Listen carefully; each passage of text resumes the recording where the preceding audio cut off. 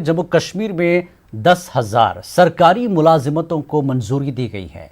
LG जेसी मुर्मू की सदारत में मुनक्कदा एडमिनिस्ट्रेटिव काउंसिल की मीटिंग में यह अहम फैसला किया गया है। सरकारी तर्जुमान रोहित कंसल ने मीटिंग में किए गए फैसलों से मीडिया को वाकिफ कराया। पहले दर्जे चाहरुम की असामियों पर भर्तियां की जाएंगी। तकर्री का अमल 1 साल के अंदर मुकम्मल किया जाएगा। सिर्फ मार्क्स की बुनियाद पर तकर्रियां की जाएंगी और कोई इंटरव्यू भी नहीं होगा। डोमिसाइल सर्टिफिकेट समेत किसी दस्तावेज की भी जरूरत नहीं होगी। कंसल ने बताया कि पसमानदा खानदानों को तरजीह दी जाएगी। Keeping with the promise of a simple, quick and transparent recruitment process, the Administrative Council, which met under the chairmanship of the Lieutenant Governor Shri G.C. Murmu, approved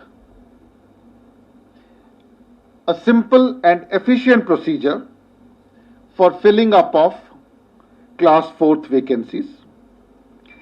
The accelerated recruitment committee set up by the government has already identified 7,052 Class 4th vacant posts in various departments of the government. The Administrative Council decided that these posts shall all be filled up through a special recruitment drive.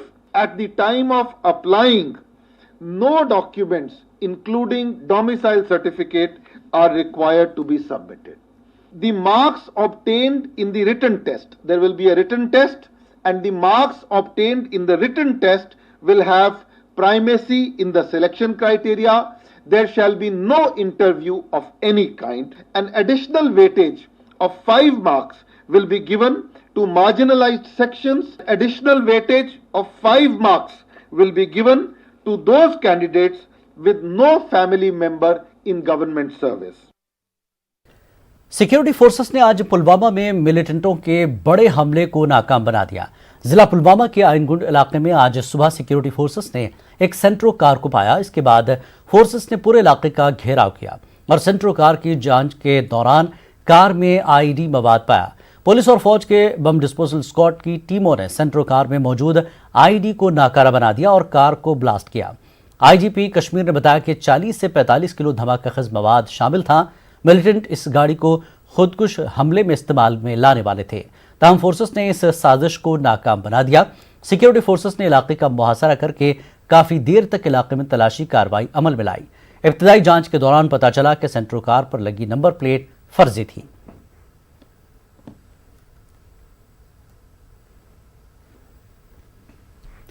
IGP Kashmir Vijay Kumar ने श्रीनगर में एक press conference की। उन्होंने कहा कि आयनगुंड पुलवामा में security forces ने पुलवामा जैसे मुमकिना हमले को नाकाम बना दिया है। आईजीपी ने बताया कि हिजबुल मुजाहिदीन और जैश के टॉप मिलिटेंटों ने 40 से 45 किलो आईडी एक कार में रखी थी। कुमार ने कहा कि मिलिटेंट इसे सिक्योरिटी फोर्सेस के खिलाफ इस्तेमाल करने की ताक में थे। आईजीपी ने यह कहा कि फोर्सेस को पहले ही जानकारी मिली थी कि मिलिटेंट तखरीबी कार्रवाई अंजाम देने का मंसूबा रखते हैं, इसलिए इतनी बड़ी साजिश और मंसूबे को नाकाम बनाने में कामयाबी मिली है। उन्होंने कहा कि खुदकुश हमलावर फरार होने में कामयाब हो गया, मगर उसकी तलाश जारी है। आईजीपी के मुताबिक इस मामले की जांच एनआईए को सौंप दी जाएगी। पुलवामा पुलिस को पिछले वीक से लगातार खबर आ रहा था कि मिलिटेंट्स जैश मोहम्मद और एचएम मिलकर एक सुसाइडल अटैक करने वाला है और एक सेंट्रो कार लिया है, उसमें आईडी भर के एनी टाइम अटैक कर सकता है। तो कल दिन में और मैच्योर हो गया था और उसको डेवलप करके कल शाम में पुलवामा पुलिस ने आर्मी, सीआरपीएफ और एसओजी पार्टी का डिफरेंट नाका लगाया और आयगुंड में जब उसी गाड़ी में जिसका खबर था, जब नाका पार्टी के पास आया तो हमारे फोर्स ने वार्निंग फायर दिया। वार्निंग फायर करने के बावजूद मिलिटेंट गाड़ी घुमा के वहाँ से भागा। अगला नाका पार्टी भी उस पर फायरिंग किया, वार्निंग फायरिंग किया। तो उस जगह मिलिटेंट चूँकि अंधेरा था, गाड़ी को छोड़ के वहाँ से भाग गया। हमारी पार्टी दूर से लाइट से देखा तो कुछ सस्पिशियस लगा और जब गाड़ी का सेम नंबर मिला जिसको एक्सपेक्टेड कर रहे थे हम लोग, तो कॉर्डन को टाइट कर दिया और फर्स्ट लाइट का वेट करा। और आज मॉर्निंग में अपना BT स्क्वाड गया। जब उसने देखा कि इसमें ID एक्सप्लोसिव लोडेड व्हीकल है, तो हमारी टीम वहाँ जाके उसमें आर्मी CRP पुलिस की टीम जाके उसको पूरे टेक्निकल ढंग से उसको डिफीट किया। और इस ढंग से पुलवामा पुलिस ने सिक्योरिटी फोर्स के मदद से इस बहुत बड़े हादसा होने से रोक लिया। मैं पुलिस को और पैरामिलिट्री CRPF को, आर्मी को बधाई देता हूं कि सबों ने मिलकर बहुत अच्छा काम किया है। हम लोगों को इतला था कि जैश मोहम्मद का मिलिटेंट इस कार्रवाई को करने वाला था और यह जंग बदर के दिन ही करना था, क्योंकि उस टाइम में हम लोग बहुत सारी कार्रवाई प्रिवेंटिव मेजर लिए, बहुत सारे कॉर्डन सर्च ऑपरेशन किए, उसमें हमको बहुत कमाई मिली। तो हम लोग के प्रिवेंटिव और ऑफेंसिव ऑपरेशन के चलते उस टाइम में नहीं कर पाया और पिछले कल मॉर्निंग से ये खबर काफ़ी डेवलप होने लगा था। तो हम लोग सस्पेक्ट करते हैं जो आदिल जो है HM के मिलिटेंट है, लेकिन जैश के साथ भी चलता है। और जो फौजी भाई है पुलवामा में, जो पाकिस्तानी मिलिटेंट है, जैश के कमांडर है, ये तीनों मिलके इसको अंजाम दे रहा था।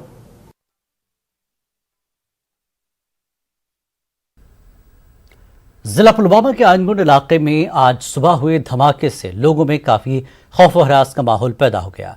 धमाका खज मवाद से लदी सेंट्रो कार को नाकाम बनाने और इसमें जोरदार धमाका होने से आयनगुंड गांव में 3 रिहायशी मकानों को काफी नुकसान पहुंचा। धमाके की शिद्दत इस कदर थी कि काफी दूर तक इसकी आवाज सुनाई दी, जबकि इसके इर्द गिर्द रिहायशी मकानों के शीशे टूट गए और दरख्त भी गिर गए।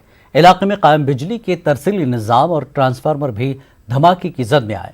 मुतासर अफराद इंतजामिया से नुकसान का मुआवजा देने का मुतालबा कर रहे हैं। और दूसरे भाई का जो नया मकान है उसमें भी लाखों का नुकसान है।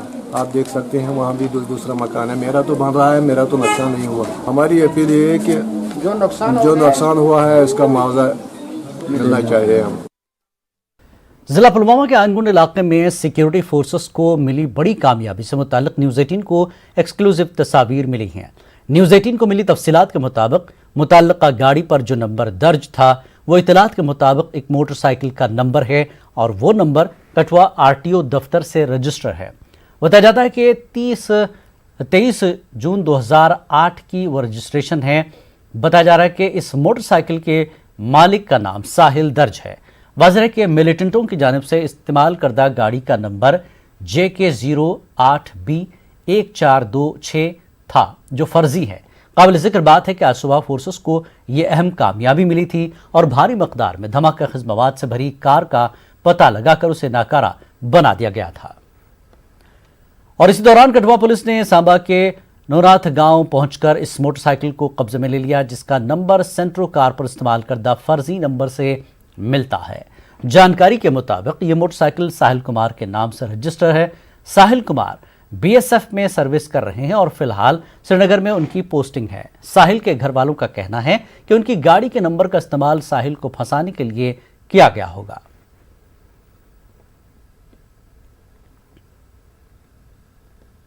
इसका नंबर जो है मिसयूज हो रहा है। सडनली 4 व्हीलर्स मिसयूज कर रहे हैं, but we don't know what was the reason behind this.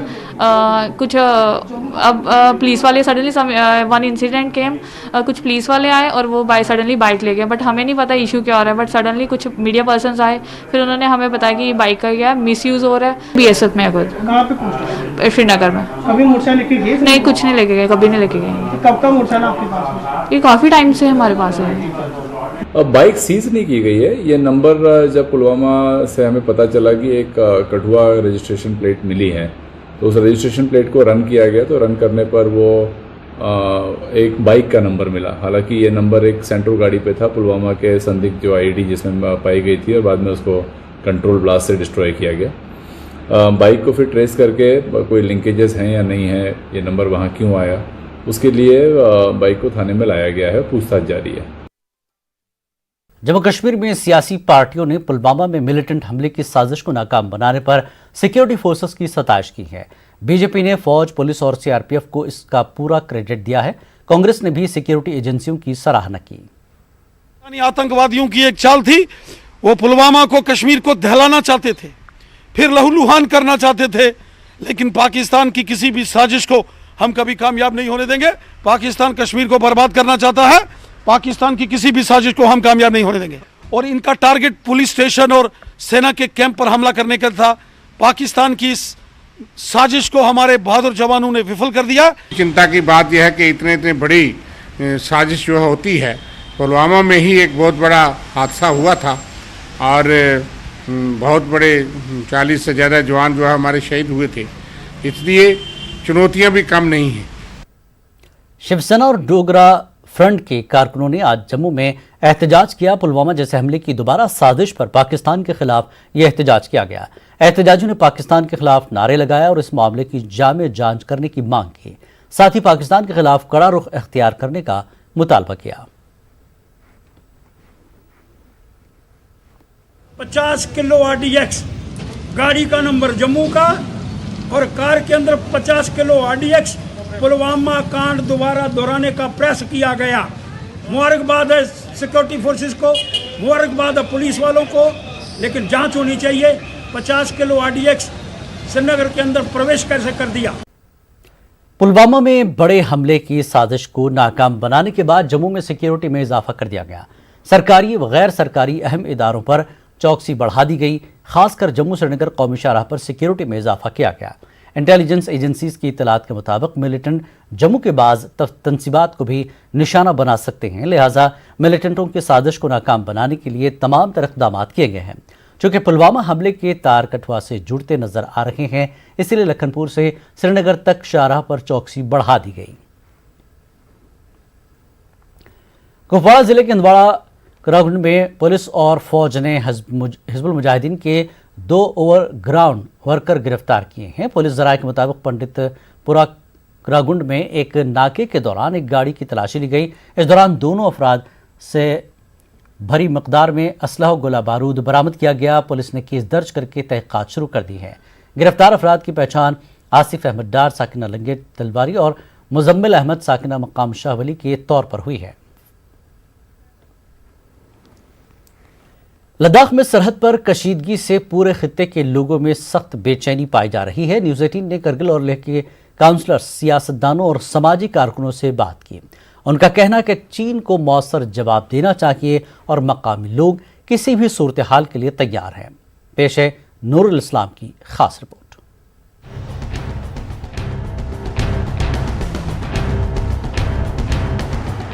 तारीख के औराख पर अगर नजर डाली जाए तो कश्मीर और पंजाब से जो तिजारत सिल्क रोड तिब्बत काशगर से होती थी, वही इलाका और सरहद है जिस पर चीन अपना दावा जता रहा है। इस खित्ते का नाम गलवान वादी है। गुलाम रसूल गलवान नामे एक लद्दाखी ताजिर ने वादी को दरियाफ्त किया था। सन 1947 में तकसीम हिंद के बाद इस रास्ते तिजारत का सिलसिला बंद हो गया। 1962 की जंग में चीन ने यह पूरा इलाका हड़प लिया था, मगर गलवान वादी और इसके गर्दो नवाह हिंदुस्तान के कब्जे में रहे। मगर चीन के इरादे ठीक नहीं थे। वो हमेशा इस हिस्से को हड़पने की ताक में रहा और मुख्तलिफ मौक़ों पर इसने पेशकदमी की कोशिशें की। जम्मू कश्मीर की खुसूसी पोजीशन खत्म होने के बाद, लद्दाख के अलग से यूटी बनने के बाद चीन ने एक बार फिर अपने नापाक अज़ाइम पर अमल करना शुरू किया। लद्दाख की सरहद पर मौजूदा हालात से खित्ते के लोगों में बेचैनी की कैफियत पाई जा रही है।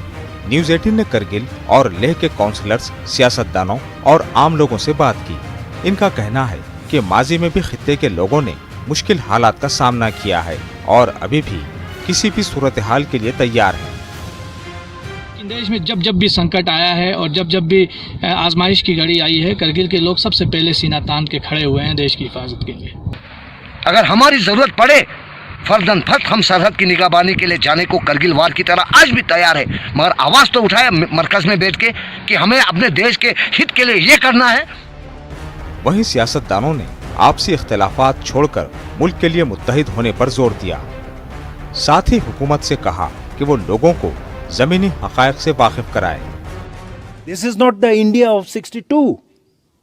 India is also emerging as one of the superpower. Kargil में क्या हुआ था? अंदर घुस आए थे तो धकेलना पड़ा ना, तभी तो बाहर निकले। वहाँ लोकल से कांटेक्ट करने की कोशिश किया, जहाँ जो लोग पोर्टर पे वहाँ पे काम कर रहे हैं उनसे भी बात करने की कोशिश किया, तो फिर वो भी वही कह रहा है कि आज थोड़ा सा मसला जो है सही तरीके ठीक नहीं है करके कह रहा है। तो आज थोड़ा आर्मी का नंबर जो है फिर से ज़्यादा यहाँ से मूवमेंट वगैरह हुआ, ऐसा सुनने को मिला अभी तक। आईजीपी जो खंडेरे साहब है उनसे भी बात किया है, उनसे भी मिल के बात किया है कि लोगों में थोड़ा सा लोगों में थोड़ा सा कन्फ्यूजन है कि बॉर्डर में क्या स्थिति है क्या नहीं है, थोड़ा सा लोगों को दिलासा देने की ज़रूरत है, क्या एग्जैक्ट वहाँ पे क्या चल रहा है। हमारे जो चुमूर के नीचे छबजी एरिया जो ना हमारे जो फैमिली का एक कल्टिवेटेड लैंड 16 कनाल 5 मल्ला जो ना हमारे जो ना कल्टिवेटेड जो एग्रीकल्चर लैंड है वहाँ पे सोइंग के लिए जाने नहीं दे रहा है। तो हमारे बॉर्डर के रहने वाले लोग जो ना परेशान है। सबसे पहले जो ना सबसे फेमस पश्मीना फाइबर जो ना उस बेल्ट में जो ना ग्रो होते हैं, तो मेरे ख्याल में अगर ग्रेजिंग करने नहीं देगा तो लाइफ स्टॉक मर जाएगा। सरहद पर कशीदगी से खित्ते के लोगों में बेचैनी जरूर है, ताहम इनके हौसले भी काफी बुलंद हैं। लोगों ने हुकूमत और मुल्क की अफवाज पर अपना पूरा एतमाद जाहिर किया और इस उम्मीद का इजहार किया कि इस मामले को सुलझा लिया जाएगा और चीन को उसकी हदें अच्छी तरह से बता दी जाएंगी। न्यूज़ 18 उर्दू के लिए नूरुल इस्लाम की रिपोर्ट।